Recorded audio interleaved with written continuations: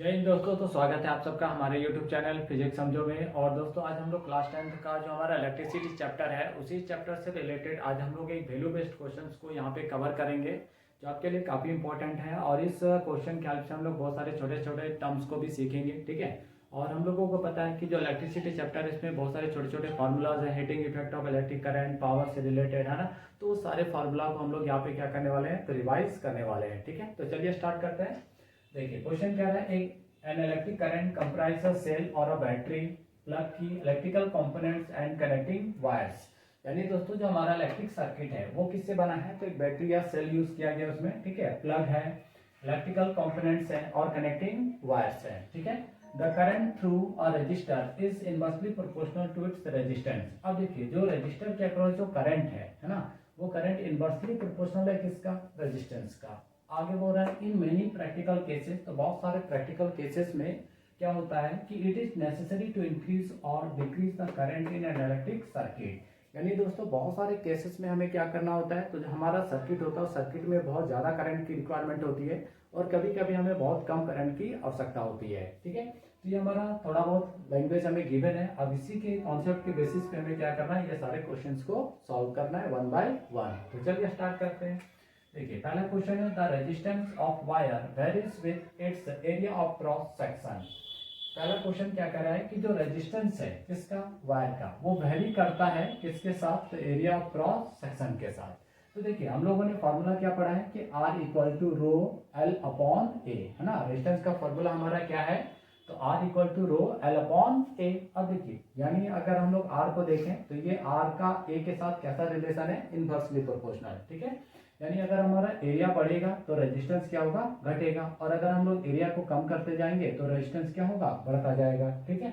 तो देखिए कैसा रिलेशन है, तो दोनों के बीच इनवर्सली प्रोपोर्शनल। तो पहला ऑप्शन में क्या है, डायरेक्टली, इनवर्सली, इंडिपेंडेंट और नॉन। हमारा सबसे परफेक्ट आंसर कौन सा है, इनवर्सली प्रोपोर्शनल। क्लियर है।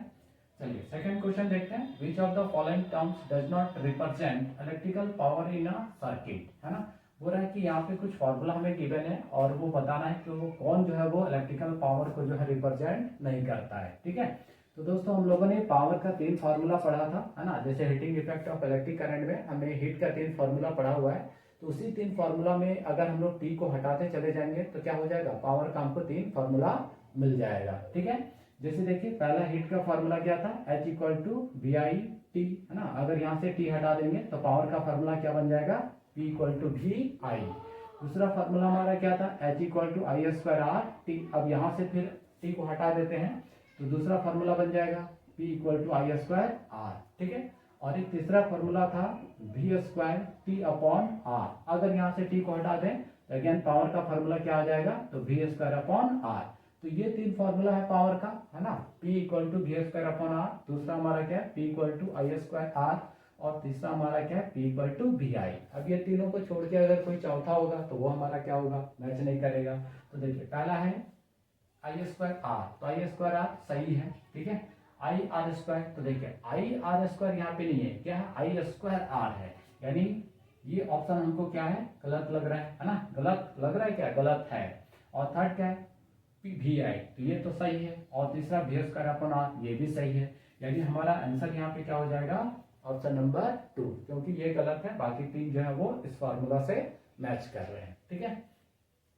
थर्ड नंबर क्वेश्चन देखिए, which of the following is used almost exclusively filament of electric lamp. अब देखिए इलेक्ट्रिक लैम्प में के जो फिलामेंट होता है ना, इलेक्ट्रिक लैम्प का जो फिलामेंट है उस फिलामेंट में हम किसको यूज करते हैं, टंगस्टन का, कॉपर का, सिल्वर का, गोल्ड का, है ना। तो आपने तो सुना ही होगा इसका यूज करते हैं हम लोग टंगस्टन का। अब टंगस्टन का यूज क्यों करते हैं, तो हम लोगों को पता है कि जो टंगस्टन है ना, टंगस्टन का जो मेल्टिंग पॉइंट होता है वो क्या होता है, बहुत हाई होता है। इसका जो रेजिस्टिविटी होता है वो रेजिस्टिविटी भी क्या होता है, बहुत हाई होता है ना, as compare to pure metal. जो भी प्योर मेटल्स होते हैं उसके कंपेयर में टंगस्टन का रेजिस्टिविटी, मेल्टिंग पॉइंट, ये दोनों ही चीजें क्या होती है, बहुत हाई होती हैं। इस वजह से हम लोग इलेक्ट्रिक लैम्प का जो फिलामेंट होता है उस पर हम लोग क्या करते हैं, उसको यूज करते हैं, ठीक है।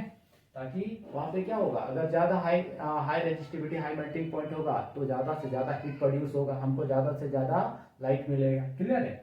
आगे देखिए फोर्थ नंबर क्वेश्चन हमारा क्या, एलिमेंट्स ऑफ हीटिंग डिवाइसेस। यानी हीटिंग डिवाइसेस के जो एलिमेंट्स हैं सच एज टोस्टर, है ना। टोस्टर भी किस पे वर्क करता है, heating effect of electric current पे। और इलेक्ट्रिक आयरन भी किस पे डिपेंड करता है, कौन से प्रिंसिपल पे वर्क करता है, तो heating effect of electric current पे ही। Are generally made up of, किससे बने होते हैं, है ना। तो जितने भी ये टोस्टर है, इलेक्ट्रिक आयरन है, ये सारे किसके बने होते हैं, है ना, ये पूछा जा रहा है। तो देखिए ऑप्शन फर्स्ट वाले क्या है, मेटल है, तो क्या ये मेटल के बने होते हैं, प्योर मेटल के, तो ऐसा नहीं है। दूसरा नॉन मेटल, क्या ये जो जितने भी डिवाइसेस बनाए जाते हैं वो सारे के सारे नॉन मेटल से। तीसरा है टीन, और थर्ड क्या है, फोर्थ क्या है, एलॉय, है ना। तो दोस्तों हम लोगों ने पढ़ा है कि जो भी इनका कॉइल वगैरह होता है वो सब किसका बना होता है, एलॉय का बना होता है ना। जिसका नाइक्रोम का नाम हम लोगों ने सुना है, निकल प्लस क्रोमियम, है ना। तो निकल प्लस क्रोमियम क्या है, दो एलिमेंट को हम लोग मिक्स कर रहे हैं और मिक्स करके हम लोग एक तीसरा बना रहे हैं, तो वो हमारा क्या होता है, एलॉय होता है। तो जितने भी टोस्टर है, इलेक्ट्रिक आयरन है, इलेक्ट्रिक हीटर है ना, इलेक्ट्रिक गीजर है, इमर्सन रॉड है, इन सब में हम लोग किसका यूज करते हैं, एलॉय का यूज करते हैं, है ना। क्यों, क्योंकि एलॉय का जो मेल्टिंग पॉइंट है और रेजिस्टिविटी है, ये दोनों ही क्या होते हैं दोस्तों, बहुत ही हाई होते हैं, जिसके वजह से बहुत ज्यादा ये क्या करते हैं, हीट प्रोड्यूस करते हैं। ठीक है, तो आई होप ये पूरा आपको जो टॉपिक है, ये सारा कुछ टॉपिक समझ में आया होगा, ये सारे क्वेश्चन जो है वो समझ में आए होंगे, है ना। तो फोर्थ नंबर का हमारा आंसर क्या हो जाएगा, एलॉय हो जाएगा। ठीक है दोस्तों, तो दोस्तों नेक्स्ट वीडियो में हम लोग फिर से इसी टाइप के वैल्यू बेस्ड क्वेश्चंस को कवर करेंगे। ठीक है, तो मिलते हैं अगले वीडियो में, तब तक के लिए आप सबों को बहुत बहुत धन्यवाद।